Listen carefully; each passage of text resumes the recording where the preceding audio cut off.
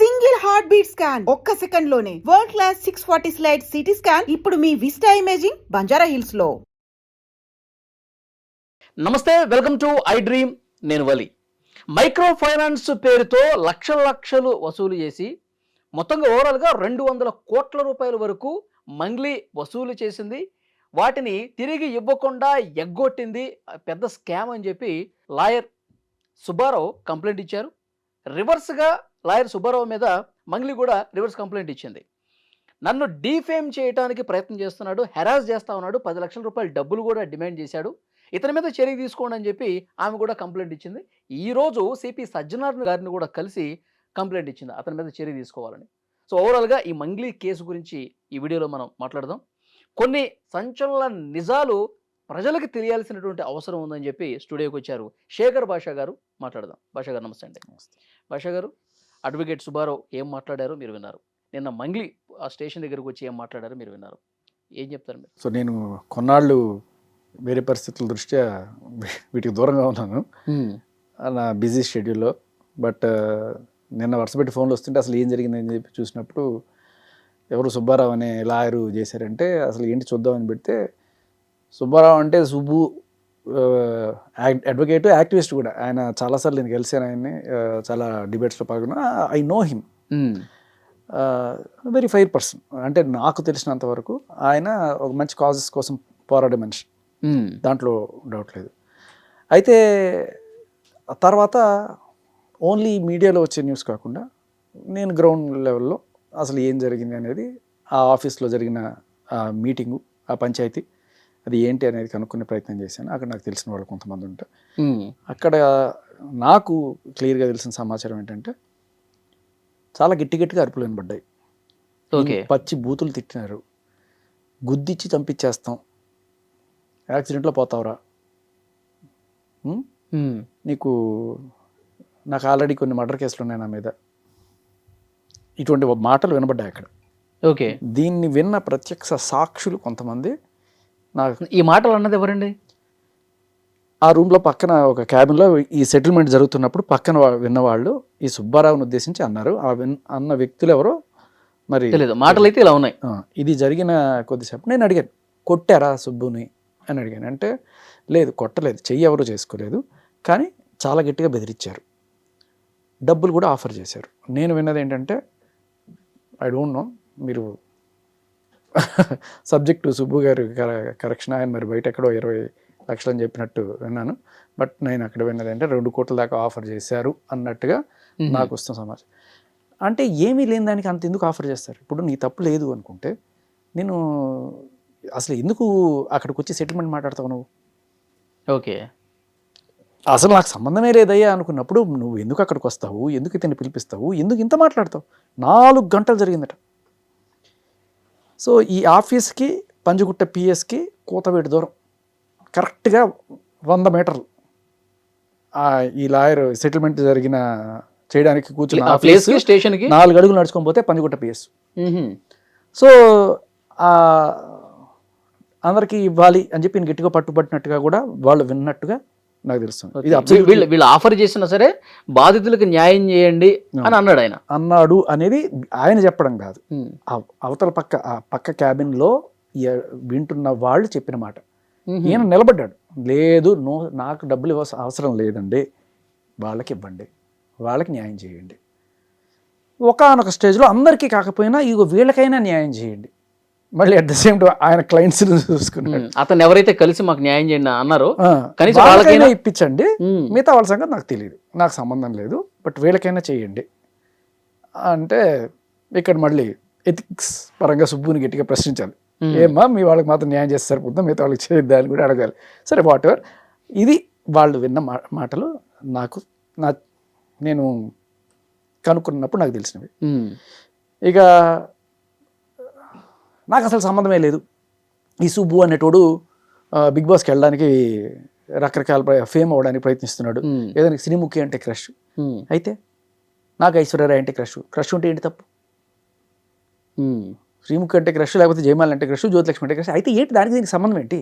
Okay, ఇలా ఒక నిందేస్తే big బాస్కి వెళ్ళాలనుకుని ఫేమ్ అవుతున్నాడు, సరే బిగ్ బాస్కి వెళ్ళాలని అనుకుంటారు, నీకు వస్తే వెళ్ళవా? వెళ్ళాలని చాలా మందికి ఉంటుంది. అది దానికి దీనికి సంబంధం ఏంటి అసలు? అసలు ఈ పాయింట్ ఎందుకు వచ్చింది అనవసరంగా? బిగ్ బాస్కి వెళ్ళాలని ఫేమ్ అవ్వాలనుకుంటే ఈవెన్ ఎందుకు టార్గెట్ చేయాలి? ఈయన లాయర్ వృత్తిరీత్యా ఈయన దగ్గరికి వచ్చారు బాధితులు, ఈయన వాళ్ళ కేసును తీసుకొని జనరల్గా లాయర్కి సంబంధించి ఏముంటుందంటే, ఇది కోర్టులోకి వెళ్తే సంవత్సరాలు పడుతుంది, వీళ్ళకి డబ్బులు ఇప్పించాలంటే డైరెక్ట్గా ఏదో సెటిల్మెంట్ చేసి కొద్ది గొప్ప సెటిల్మెంట్ చేద్దాం అనేది చాలా వరకు ఉంటుంది. కోర్టులోకి వెళ్తే ఎప్పుడు తేలాలి? ఇవి కూడా మైక్రో ఫైనాన్స్లో పెట్టడం ఇవన్నీ కూడాను. గ్యాంబ్లింగ్లో పెట్టడం నీ తప్పు. నువ్వు పెట్టేసి ఇది నాకు డబ్బులు ఇప్పించానంటే, అరే అది మోసపోతావరా అని చెప్పి తెలియాలి కదా. ఈ మల్టీ లెవెల్ మార్కెటింగ్ ఉంటుంది కదా, మీరు ఒకటితో పెట్టించండి, వాడు ఇంకోటితో పెట్టించండి. మన స్టాలిన్లో చెప్పాడు, మీరు ముగ్గురికి చెప్పండి, వాళ్ళు ముగ్గురికి చెప్పండి.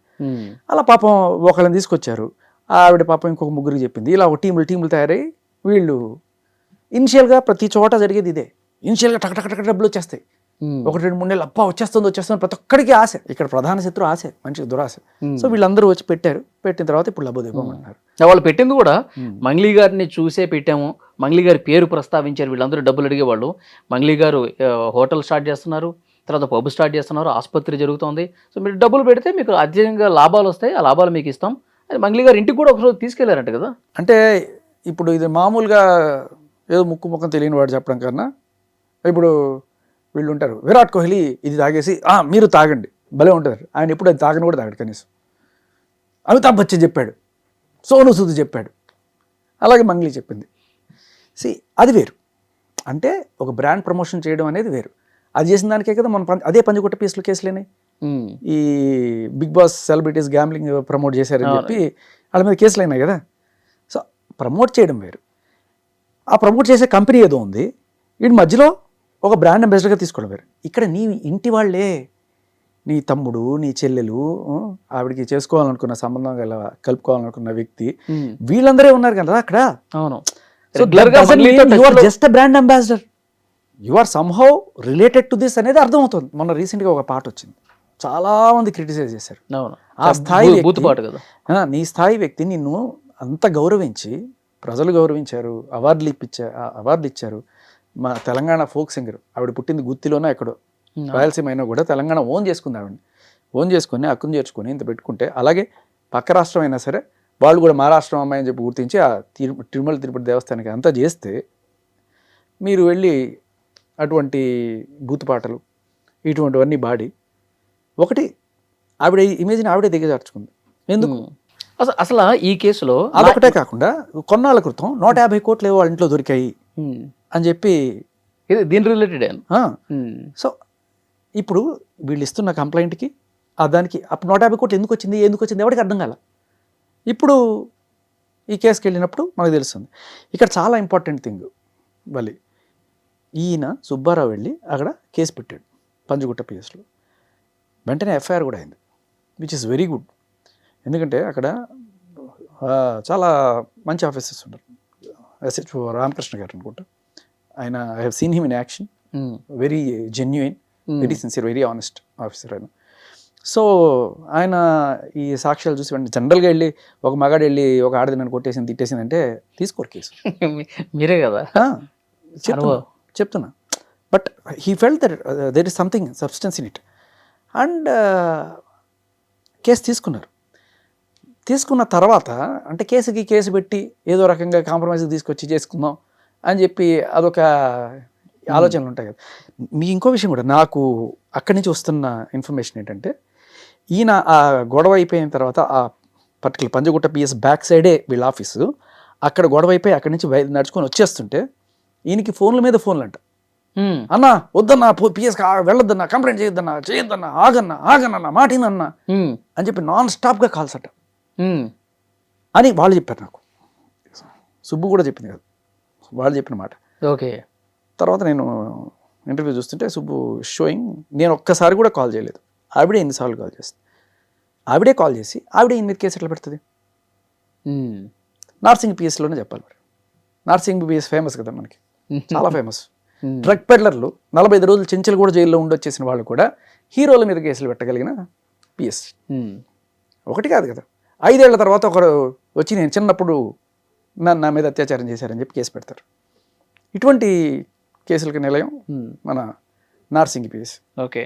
కాదు సార్, ఇప్పుడు మంగ్లీ కేసులో ఇంత జరిగిన తర్వాత అసలు నా ఇన్వాల్వ్మెంట్ ఎక్కడుంది, అసలు నేను ఎక్కడున్నాను, నేను ఎవరినన్నా డబ్బులు అడిగానా, నా పాత్ర ఏంటి, ఇవేమీ లేకుండా నన్ను ఎట్లా బదనాం చేస్తారు, నన్ను ఎట్లా ఇందులో ఉన్నానని ఎట్లా క్వశ్చన్ చేస్తారని అడుగుతున్నాను. అది అడిగడానికి అసలు నువ్వు అక్కడ కూర్చొని 4 గంటలు పంచాయతీ ఎందుకు చేస్తావు?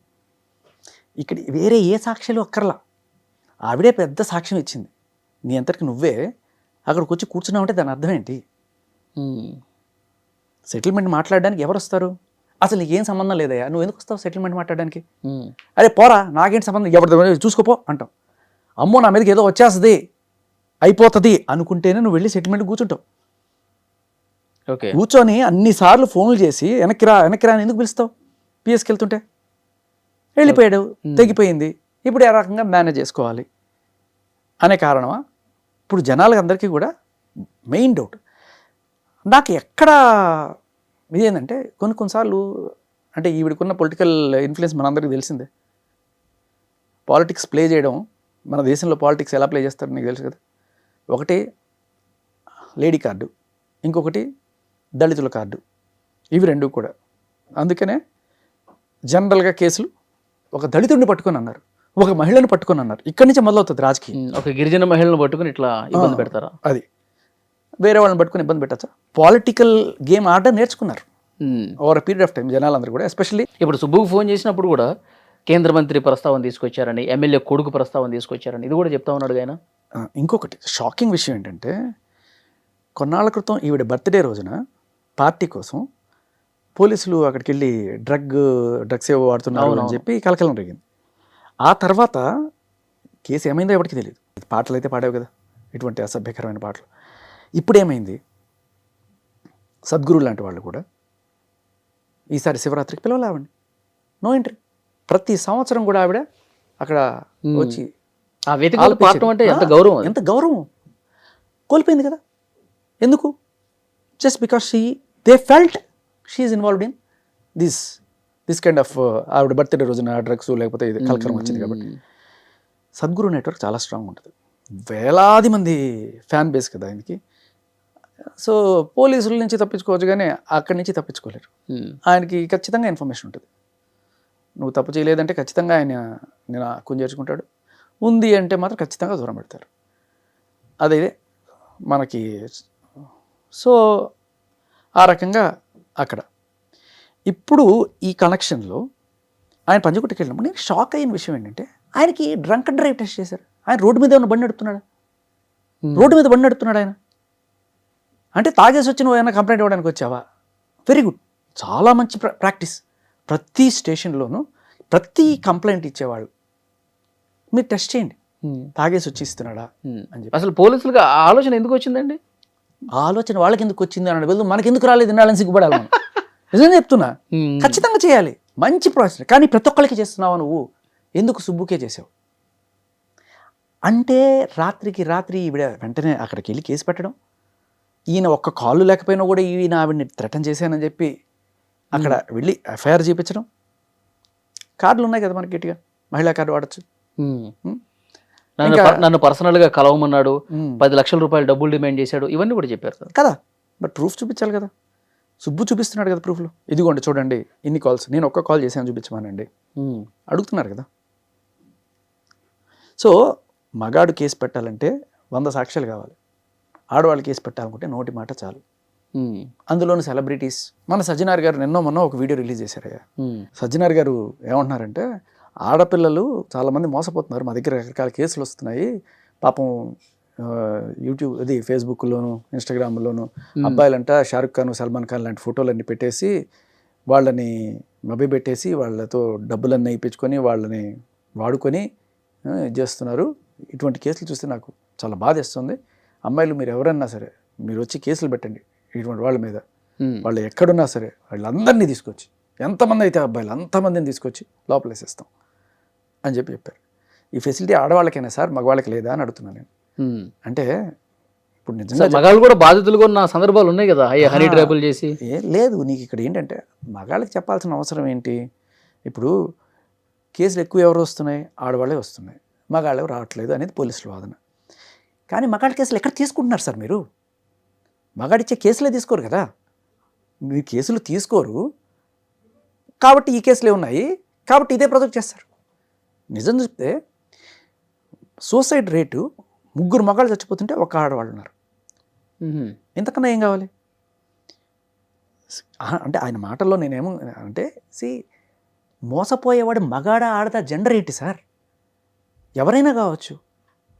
మీరు ఇలా ఆడవాళ్ళందరూ బై డిఫాల్ట్ అమాయకులు, మగాళ్ళందరూ బై డిఫాల్ట్ అగ్రెసర్లు. అంటే అమ్మాయిలు కొద్దిగా సెన్సిటివ్ ఉంటారు కాబట్టి బయటికి రాలేరు కాబట్టి మీకు మేము ఉన్నామన్న ఒక భరోసా ఇస్తున్నారు అనుకోవచ్చుగా. అదే అంటున్నా, కేసులు పెట్టేవాళ్ళే కదా, మగాళ్ళు వచ్చినా కూడా తీసుకోరు కదా.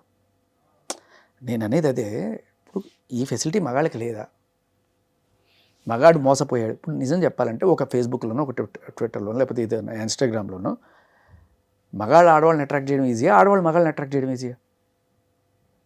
వందల వేల అకౌంట్లు ఆడవాళ్ళు ఇక్కడ ఇవాళ రేపట్లో 500, 1000 రూపాయలు మీకు ఫ్రీ షోలు, సెమీ న్యూడ్ షోలు, టాప్లెస్ షోలు ఇలా రకరకాలుగా ఇచ్చుకుంటూ డబ్బులు సంపాదించుకుంటున్నారు వాళ్ళు ఇవాళ రేపట్లో. అండ్ అలాగే కొంతమంది ఓయో రూములకు పిలవడం, అక్కడ ఒక సెట్టింగ్ పెట్టుకోవడం, వీళ్ళు వెళ్ళగానే పోలీసులు వచ్చేస్తారు, పట్టేసుకుంటారు. వీడికి రకరకాల, వీడు ఒప్పుకోకపోతే వీడు లక్షలు డిమాండ్ చేస్తారు, ఒప్పుకోకపోతే వీడి మీద కేసులు, అత్యాచారం కేసులు చూస్తూనే ఉన్నాం. దీనికి ఆడ మగ అనేది తేడా లేదు. డబ్బులు ఎవరన్నా సరే మోసపోయారు అనుకో, సరే పెళ్లి చేసుకుంటానని చెప్పి వాడు ఏదో అంతకుంటే డబ్బులు తీసుకోవడం, అది వేరే విషయం. ఇక్కడ మగాడి దగ్గర నుంచి డబ్బులు పొందడానికి వీళ్ళు వాడేది ఏంటంటే ఫేక్ రేప్ కేసు. రీసెంట్గా మనం చూసాం కదా, ఇంజనీరింగ్ కాలేజ్ అబ్బాయి ఓయో రూమ్కి వెళ్ళి అత్యాచారం చేశారంట. ఓయో రూమ్కి ఎందుకు వెళ్ళింది ఈమె? సంవత్సరంన్నరగా రోజు జరుగుతుందంట. అయినా ఆడవాళ్ళ అమాయకులు. నువ్వు ఏమైనా అయిపో. అంటే మీరు ఎలాగో మగాళ్ళు పట్టించుకోరు కాబట్టి మమ్మల్ని పట్టించుకోండి. అంటే ఇక్కడ ఏంటంటే ఆడవాళ్ళు అయి ఉండాలి, సెలబ్రిటీలు అయి ఉండాలి. ఓకే. ఇప్పుడు ఈవిడెళ్ళి ఆ బాధితురాలు ఎవరైతే పాపం పంజగుట్ట పిఎస్లో బయట మీడియాతో మాట్లాడిందో, ఇట్లా నా దగ్గర నుంచి 5 లక్షలు తీసుకున్నారు, ఇట్లా వాళ్ళ దగ్గర నుంచి, వాళ్ళకి సజ్జనార్ గారు అపాయింట్మెంట్ దొరుకుతుందా? వాళ్ళు వెళ్ళి మాట్లాడచ్చా? Only celebrities.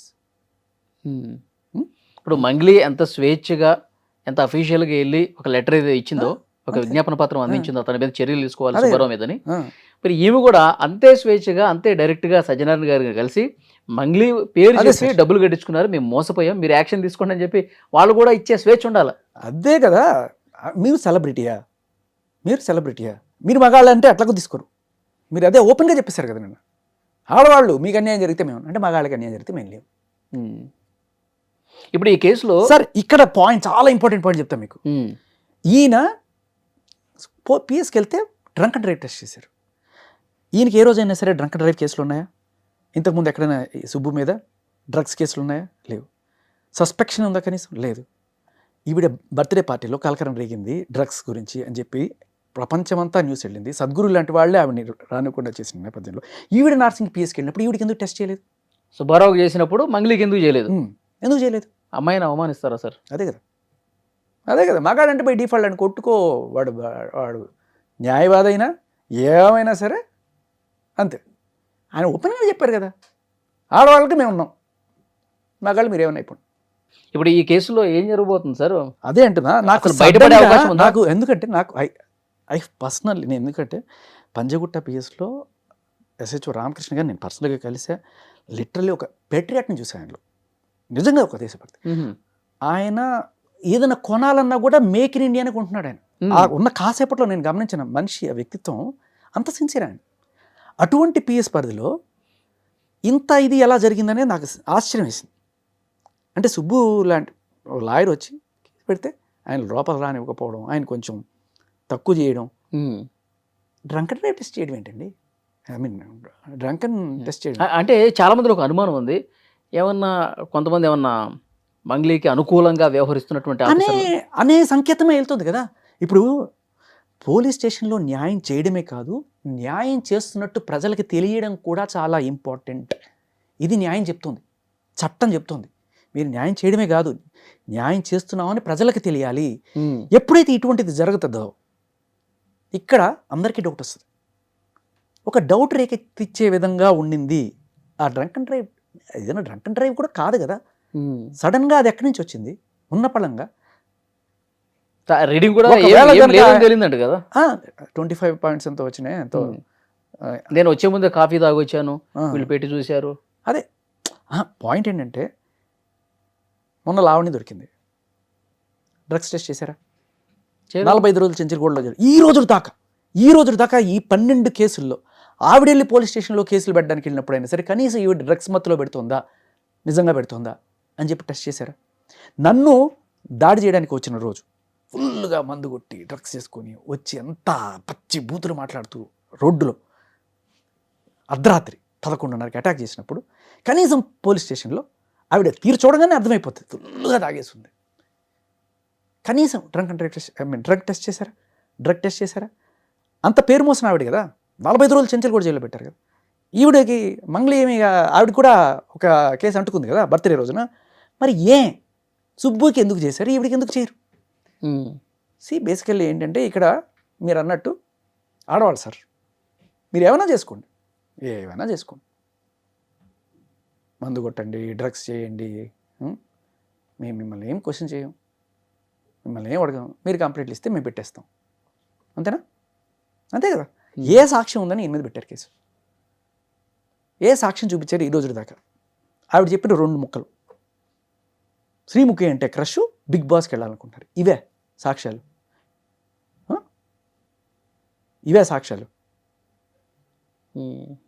అంటే ఆయన శ్రీముఖి అంటే క్రష్ ఉండడం అది ఏమన్నా నేరమా? బిగ్ బాస్ కి వెళ్దాం అనుకుంటున్నాడు, అది నేరమా? నాకు చాలా సార్లు ఫోన్లు చేసి శ్రీముఖి గురించి అడుగుతా ఉండేవాడు. అయితే నీకు ఒక యాక్టర్ అంటే ఇంట్రెస్ట్ ఉంటుంది, ఆవిడ ఒకసారి కల్పించు అని చెప్పి అడగడం ఇంక వేరే రకమైన సంకేతాలు ఏమైనా ఇస్తుంది? లేదు కదా. నాకు రాజతరుణ్ తెలుసు అనుకున్నాను, నువ్వు ఒకసారి నాకు రాజతరుణ్ సినిమాలు చూసాను, నన్ను ఒకసారి రాజతరుణ్ కల్పించావు, నాకు ఇష్టం అంటావు. అయితే అది తప్పు కాదు కదా. జస్ట్ బికాస్ శ్రీముఖి ఆడదైపోయింది, ఈయన మగాడైపోయాడు కాబట్టి ఏదో రకంగా బురద జల్లే కార్యక్రమం కదా. మనల్ని మనం సేఫ్ చేసుకోవడానికి కోసం మన కులం గుర్తొస్తుంది, మనం ఆడవాళ్ళని గుర్తొస్తాం. అవతల వాళ్ళ మీద బురద జల్లడానికి వాళ్ళ ఒక ఉమెనైజరు. అంటే మంగ్లీ పేరు తీసుకొస్తే ఆయనకి ఫేమ్ వస్తుంది, రాష్ట్ర వ్యాప్తంగా ఆయన పేరు చర్చలో ఉంటుంది, కాబట్టి బిగ్ బాస్లోకి వెళ్ళాలి. ఇప్పుడు మంగ్లీయే ఎందుకు డైరెక్ట్గా? ఇంకా బోల్డ్ మంది ఉన్నారు కదా, వై ఎందుకు? ఇంకా ఐశ్వర్యరాయో అమితాబ్ బచ్చన్ ఎందుకు తీసుకోలేదు? ఆయన ఎత్తుకోవడం పెద్ద గుండ్రా ఎత్తుకోవచ్చు కదా. ఇప్పుడు మొత్తం స్టేట్ మొత్తం మీద ఈవిడైనా సెలబ్రిటీ.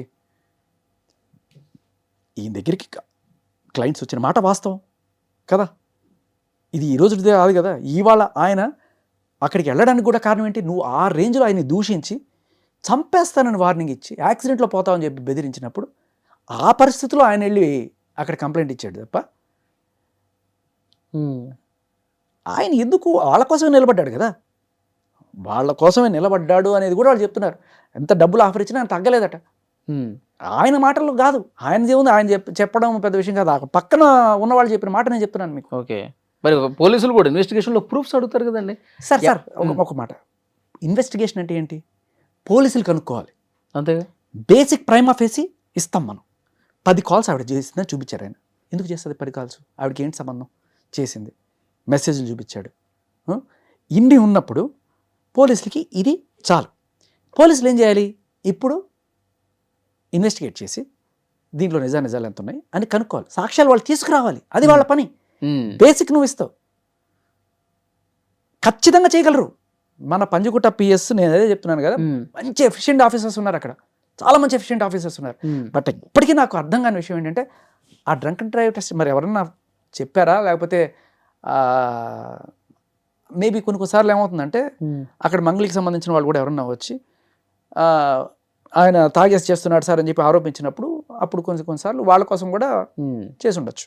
ఓకే, అలా కూడా అయి ఉండొచ్చు. నేను ఆఫీసర్స్ని కూడా ఏమి తప్పు పట్టను నేను, ఎందుకంటే I seen them in action. Such a honest officer ఆయన. ఓకే, ఇప్పుడు అడ్వకేట్ సుబ్బారావు గారు అలిగేట్ చేస్తున్నట్టుగా రాజకీయ నాయకుల అండదండ కూడా ఉంది, పెద్ద పెద్ద నాయకుల పేర్లు కూడా చెప్తుంది కాబట్టి. ఎందుకంటే టీటీడీకి అడ్వైజర్ గా చేసింది కదా. అదే అంత ఇన్ఫ్లుయెన్స్ ఉన్నప్పుడు ఈ కేసు సజావుగా జరుగుతుందన్న నమ్మకం ఉందా? ఖచ్చితంగా లేదు. అంటే నాకు నమ్మకం ఎక్కడుందంటే ఆ ఆఫీసర్ మీద, ఆయన క్రెడిబిలిటీ మీద.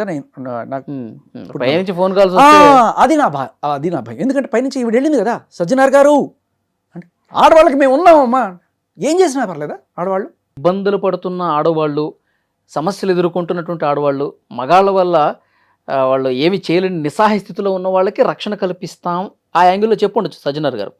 కానీ ఒక ఆడమనిషి నిజంగానే తప్పులు చేసి నేరాలు చేసి కాదు సార్, న్యాయం అంటే ఉమ్, బాధితులకి న్యాయం చేయడం. ఉమ్, బాధితుల్లో ఆడవాళ్ళకే న్యాయం చేస్తా ఉండడం ఏంటి? యాజ్ అ పోలీస్ నేను అడుగుతున్నా, పోలీస్ అనేవాళ్ళు ఎవరైనా బాధితులకు న్యాయం చేయాలి, మేము ఆడ బాధితులకే న్యాయం చేస్తాం అంటే ఏంటి దాని అర్థం? బై డిఫాల్ట్ మేము ఆడవాళ్ళనే బాధితులుగా చూస్తాం ఉమ్. అనేదే కదా. కాదు, ఇప్పుడు మంగ్లీ గారు ఒకవేళ తప్పు చేశారు అనుకుందాం, ఆ. ఫర్ ఎగ్జాంపుల్ అనుకుందాం, ఆ. అప్పుడు సజ్జనర్ గారు తప్పు చేసినా వదిలేస్తారనా మీ మీ ఉద్దేశం? ఆహా, అంటే మనం ఎక్కువగా గారాబం చేస్తే జరిగే ఎఫెక్ట్లు ఉంటాయి కదా. ఆయన ఇటువంటి స్టేట్మెంట్ ఇస్తే ఆయన ఉన్నారు కదా, మనం ఆడవాళ్ళకి ఆయన ఇప్పుడు అతని మీద చర్య తీసుకోండి సార్ అని కలిసినంత మాత్రాన ఒకవేళ తప్పు ఈ మీదని తేలిన విచారణలో మంగ్లీదే తప్పు అని తేలినా లైట్ తీసుకుంటారా అంటున్నా సజ్జనర్ గారు. విచారణ జరగాలి కదా అంటున్నా నేను. విచారణ జరగకుండానే పైనుంచి ప్రెషర్ వస్తే ఇక్కడ ఉన్న ఆఫీసర్ ఏం చేస్తారు? ఇలా డ్రంక్ అండ్ డ్రైవ్ నోట్లో పెడతారు. అది నిజంగా నాకు తెలీదు. అక్కడ ఉన్న మంగ్లీ ఏజెంట్స్ ఎవరైనా సరే అక్కడ ఉండి చేయండి, ఆయన తాగేసి వచ్చి చేస్తున్నాడు చూడండి అని చెప్పి అని ఉండొచ్చు. దానివల్ల అది చేసి ఉండొచ్చు, అంతవరకు నేను తీసుకోగలను. బట్ ఒకవేళ కనుక రాత్రికి రాత్రి సిచ్యువేషన్ మారిపోయి ఎందుకు కేసు పెట్టారు అని చెప్పి పైనుంచి ఏమైనా ప్రెషర్ వచ్చిందా నువ్వు అన్నట్టుగా కూడా దాంట్లో ఏమీ ఆశ్చర్యమేం లేదు. ఎందుకంటే నువ్వు చెప్పినట్టు హైలీ పొలిటికల్ ఇన్ఫ్లుయెన్స్ ఉన్న మనిషి ఆవిడ. ఎంత పేరుంది, అవార్డులు ఉన్నాయి, ఎంత పలుకుబడి లేకపోతే నువ్వు ఆయన చెప్తున్నాడు కదా సెంట్రల్ మినిస్టర్ని వాళ్ళు వీళ్ళ పేరు కూడా చెప్తున్నారు కదా. నో మ్యాటర్, పెద్ద ఆశ్చర్యమేం లేదు ఆవిడకున్న పొలిటికల్ బ్యాక్గ్రౌండ్కి, ఇట్స్ దేర్. కానీ మనం ఇక్కడ అప్రిషియేట్ చేయాల్సింది, ఇంత పెద్ద భయపెట్టినా ఇంత పెద్ద పేర్లు చెప్పినా ఈ మనిషి నిలబడ్డాడు కదా. అడ్వకేట్ సుబ్బారావు నిలబడ్డాడు. వీటికి దాటి నేను విన్నది 2 కోట్ల ఆఫర్ ఇచ్చినా కూడా లేదు వీళ్ళకి న్యాయం చేయండి మీరు అని చెప్పి నిలబడ్డాడు కదా. That's something. ఓకే, ఆయన కరేజ్కి మనం నిజంగా హ్యాట్స్ ఆఫ్ సుబ్బు. లేకపోతే అంత ప్రెషర్ని తట్టుకొని, అంత డబ్బు ఆశ చూపించిన తట్టుకొని అతను వాళ్ళ కోసం నిలబడ్డం అనేది నిజంగా అప్రిషియేట్ చేయదగ్గ విషయం. ఖచ్చితంగా నిజం ఏదన్నా వెహికల్తో గుద్ది చంపించేస్తాం నిజమేనది మీరు విన్నది? అంటే అక్కడున్న ప్రత్యక్ష సాక్షి చెప్తున్నాడు నాకు, ఓకే, ఇలా బెదిరించారని చెప్పి. సో ఇవన్నీ కంప్లైంట్ ఇచ్చాడా? మొత్తం పిన్ టు పిన్ ఆయన మొత్తం ఇచ్చాడు. అది ఎఫ్ఐఆర్లో కొన్నిసార్లు లాయర్లు సెక్షన్లు పడేట్టు పెడుతుంటారు కదా అని అడిగితే, లేదన్నా ఆయన ఇచ్చిన ప్రతి మాట అక్కడ జరిగింది అని చెప్పాడు. ఓకే, అండ్ ఇంకొకటి కూడా చెప్పాడు, నా పేరు బయటికి రానివ్వకు, మా ఆఫీస్ పేరు తీయకు అని కూడా చెప్పాడు. అమ్ముడు పోయాడనే కదా, భయపెట్టారు కూడా కదా, అదే ప్రాణభయం కూడా పెట్టారు కదా. So this is a serious thing. పోలీసులు ఖచ్చితంగా ఇక్కడ వాళ్ళకున్న ఇదేంటంటే న్యాయం జరిగినట్టు చూపించడం కూడా వాళ్ళ బాధ్యత, న్యాయం చేయడమే కాదు అది. సో ఇది కొంచెం సీరియస్గానే తీసుకోవాలి, ఆ బాధితులందరికీ కూడా న్యాయం చేయాలి అండ్ సుబ్బుకి సెక్యూరిటీ ఇవ్వాలి. సో చూద్దాం భాష గారు ఏం జరగబోతుంది ఏంటన్నది. చాలా సీరియస్గానే ఈ కేసు నడుస్తోంది. బెదిరించారు, డబ్బులు ఆఫర్ చేశారు, అయినా లొంగకుండా బాధితుల పక్షాన్ని నిలబడ్డాడు కాబట్టి ఇప్పుడు సజ్జనర్ గారిని మంగ్లీ గారు కలిసినంత మాత్రాన ఆమె వైపే న్యాయం ఉందని చెప్పి భావించాల్సినటువంటి అవసరం లేదు. సో పోలీసు ఉన్నతాధికారులు ఈ కేసులో వాస్తవాలేంటో వెలికి తీయాల్సినటువంటి అవసరం ఉంది. అలాంటి నిష్పక్షపాత విచారణ జరుగుతుందని మనం కూడా ఆశిద్దాం. Thank you very much. And for more videos, Please subscribe to iDream. Please subscribe to iDream. Please subscribe iDream. And please subscribe to iDream. For more videos, subscribe to iDream. please like, share and subscribe to the channel. Congratulations, iDream. Subscribe to iDream. Subscribe to iDream. So subscribe to iDream Media. iDream team andarki huge congratulations. Please subscribe iDream Media. Please subscribe to iDream. Subscribe iDream. Please subscribe to iDream. iDream అంటే నా కళల ఛానల్ను subscribe చేసుకున్న నోరు తిరుగుతలేదు, మీరైతే గంట గుర్తు కొట్టండి. For more such videos, please subscribe to iDream. Subscribe to iDream. Please subscribe to iDream. Please subscribe iDream Media. Please do subscribe to iDream. Please subscribe to iDream Media. For best entertainment and information, please subscribe iDream. And don't forget to subscribe to iDream.